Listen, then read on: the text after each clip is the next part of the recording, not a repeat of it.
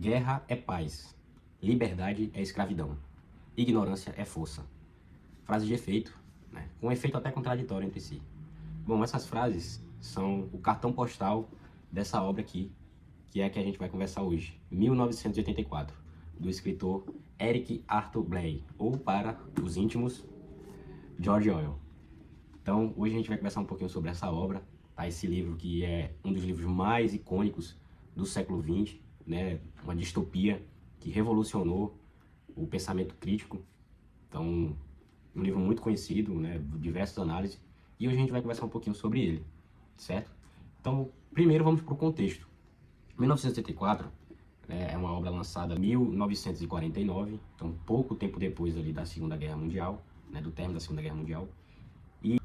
Né, o 1984, ele se passa, né, numa sociedade distópica, né, então é uma distopia, né, e o que caracteriza essa sociedade, né? O mundo, a configuração atual do mundo, ela se divide em três superpotências, né? A Eurásia, a Oceânia, que é onde está o nosso protagonista, e a Lestásia. Eu vou deixar um mapa do mundo dividido nessas configurações, tem uma imagem bem bacana, para que você possa ter uma noção ali, porque se eu for tentar explicar, eu posso terminar esquecendo de um continente ou outro, mas para você ter uma noção do como que está configurada essa sociedade no livro, né? E essas superpotências, elas estão ali em conflito, mas não entre si, né? Todas entre si. Sempre uma é aliada da outra e está em conflito com a terceira.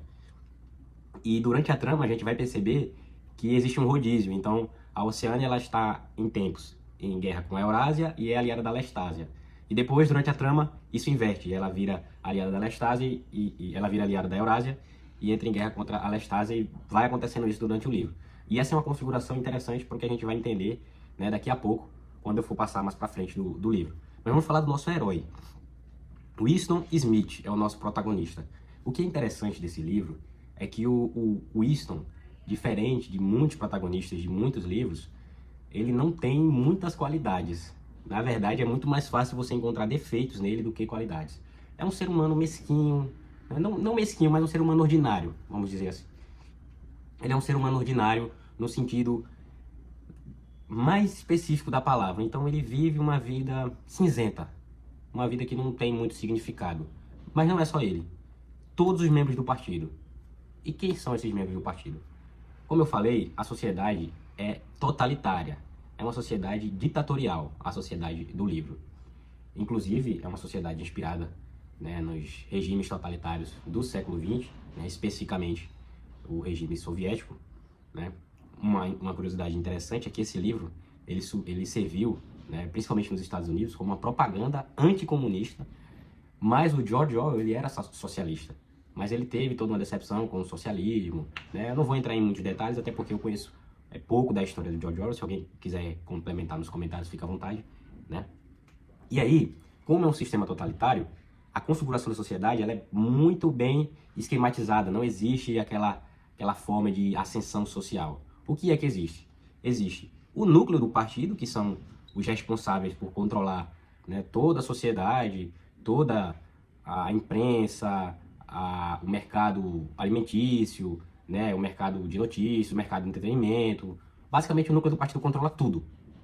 Aí existem os membros do partido, que são, né, quem fazem essa engrenagem rodar, são as pessoas que cumprem as normas do núcleo do partido, e existem os próletas, que é o restante da sociedade, que é a maioria, inclusive, mas é uma parte meio escanteada ali, né, uma parte que não tem nenhum conhecimento, não foi escolarizada, nada desse tipo, né?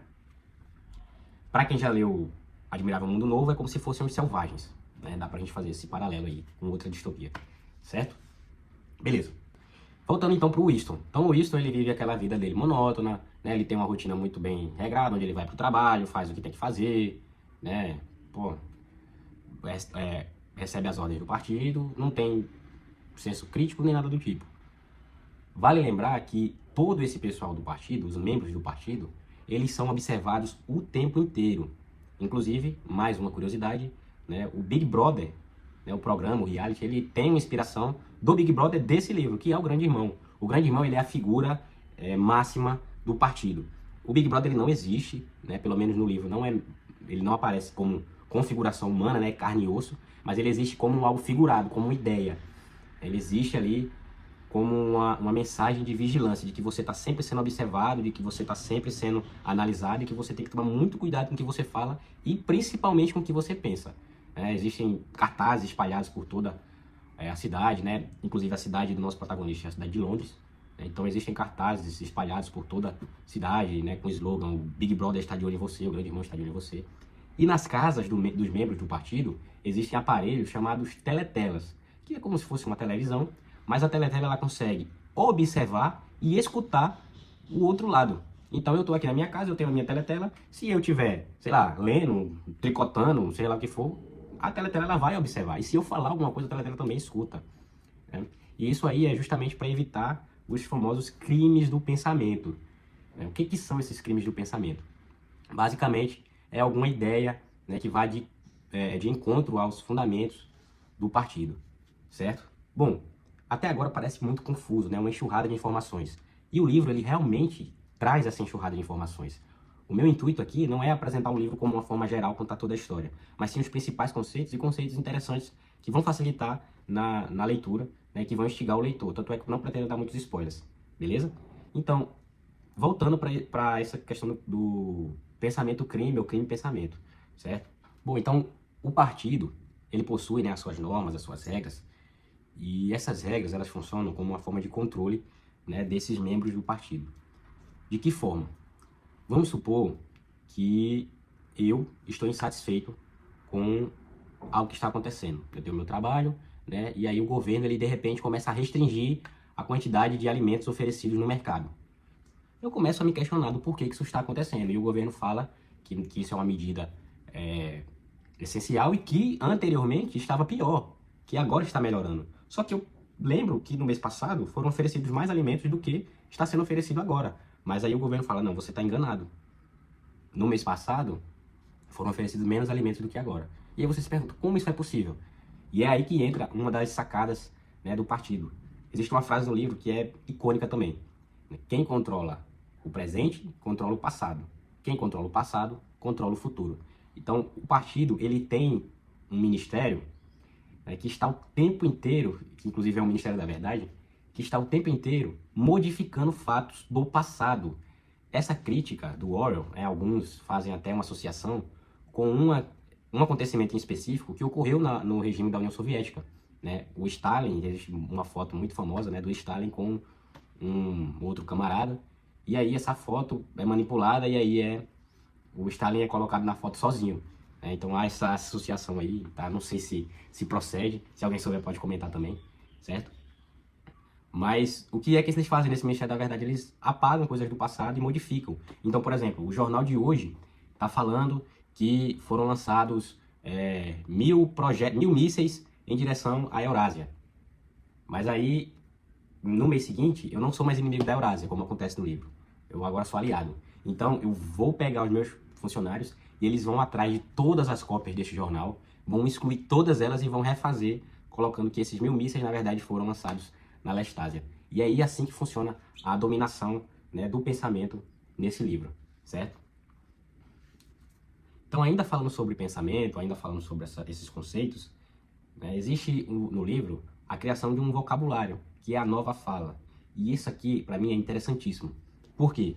Essa nova fala, ela tem como objetivo restringir o pensamento, como uma forma de controlar ainda mais os membros do partido, como se eles já não fossem controlados o suficiente. Né? Tem uma parte do livro que eu acabei esquecendo de comentar, de que as crianças, elas são treinadas desde o início da infância a identificar desvios, né, de caráter dos membros do partido. Então, crianças denunciam seus próprios pais quando percebem que eles estão um pouco insatisfeitos com o decorrer ali, o andar do governo, né? E aí, essa nova fala, ela é apresentada no livro, não de forma completa, mas como algo que está sendo elaborado, mas ela é apresentada como uma forma de controlar ainda mais o pensamento. Vou dar um exemplo. Imagine o conceito de liberdade. Agora imagine que a gente apague esse conceito do vocabulário, esse conceito deixa de existir. Não tem como o indivíduo, né, pensar em ser liberto de algo se ele não conhece o conceito de liberdade. Isso é muito interessante. Existe, inclusive, um paralelo, né, dá para fazer um paralelo com a filosofia de Ludwig Wittgenstein, que foi um filósofo alemão que falava que os limites da nossa linguagem são os limites do nosso pensamento. Então imagina só, o conceito de liberdade ele é apagado do mapa. A partir daí, não existe ninguém que consiga identificar o que é ser livre, porque não existe mais esse conceito. Voltando para a filosofia de Wittgenstein, ele fala que a gente consegue articular a linguagem baseado naquilo que a gente consegue observar do mundo material. Quando a gente fala assim, uma almofada azul, eu consigo falar uma almofada azul de uma forma muito tranquila e todo mundo consegue compreender essa ideia, porque é algo que eu consigo transpassar para o mundo material. Então está dentro do meu limite de linguagem, do meu limite de observação empírica. Mas imagine que eu falo assim, olha só, a minha alma, ela é imortal e ela tem um anseio pela imortalidade, ela tem um anseio por viver eternamente. Você consegue até entender um pouco a minha ideia, mas você não consegue meio que trazer para o mundo material o que seria essa alma, o que seria essa imortalidade, o que seria esse passar, para viver eternamente. Então, esse paralelo é muito interessante porque a gente entra numa seara, já filosófica do livro, do como a linguagem ela é importante para o desenvolvimento do pensamento crítico. Isso é muito interessante. Eu acho que, pelo menos uma vez na vida, você deve ter parado para ver ou observar algum vídeo, algum filme, ou até mesmo ler algum livro, onde existem termos mais complicados, mais rebuscados, ou até mesmo autores que criam termos em suas teorias. E talvez você possa até se perguntar, por que esse pessoal faz isso? Não era mais fácil usar um termo aqui, outro termo ali, que fica mais fácil de entender? Indo além dessa questão, de ser meramente prolixo, mas a linguagem, ela serve para elucidar muito bem um pensamento. E esse é o paralelo que, para mim, é o mais interessante do livro. Essa criação da nova fala para restringir ainda mais os membros do partido, certo? Mas voltando para a história, voltando para o contexto.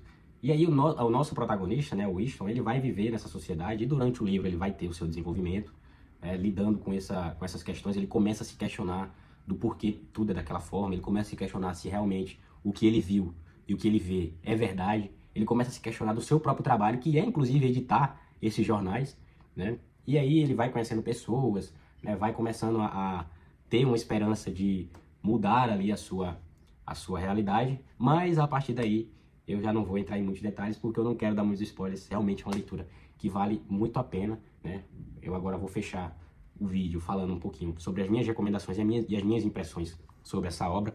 Então, 1984, e também essa edição aqui, que é a edição mais famosa que tem, da Companhia das Letras, é uma obra que para mim é essencial. Eu acho que para todo leitor, seja ele iniciante, intermediário ou avançado, ele precisa conhecer esse livro. Por quê? 1964, ele, para mim, divide um pouco as águas daquela pessoa que começou a ler e ainda está engatinhando, para um desenvolvimento de um pensamento mais crítico, certo? Não estou dizendo que ele vai concordar com tudo que tem aqui. Inclusive, é um livro que tem muitos críticos. Mas é porque a forma como o George Orwell ele elucida a dominação, os limites que o ser humano pode chegar, porque esse livro também tem muita crueldade, é algo que nos faz refletir sobre a capacidade do ser humano, até onde ele pode chegar, pelo simples ato de dominar, pelo simples poder. Lembre-se que é um livro que fala sobre regimes totalitários, nazismo, fascismo, comunismo, talvez. Então, é essencial a leitura dessa obra. É uma obra que, quando chegou até mim, eu era um leitor iniciante e foi algo sensacional, E eu recomendo muito essa edição, principalmente por conta dos textos de apoio, que são muito bons. Inclusive tem um texto de apoio que é do Erich Fromm, Foi um psicanalista, um psicólogo psicanalista, que é sensacional o texto dele de apoio, E fica o convite aí também para que vocês possam comentar e a gente continuar nossa discussão. Até porque o meu conhecimento é muito, muito, muito, muito pequeno. E tenho certeza que todos têm alguma coisa para contribuir aí nos comentários, tá bom?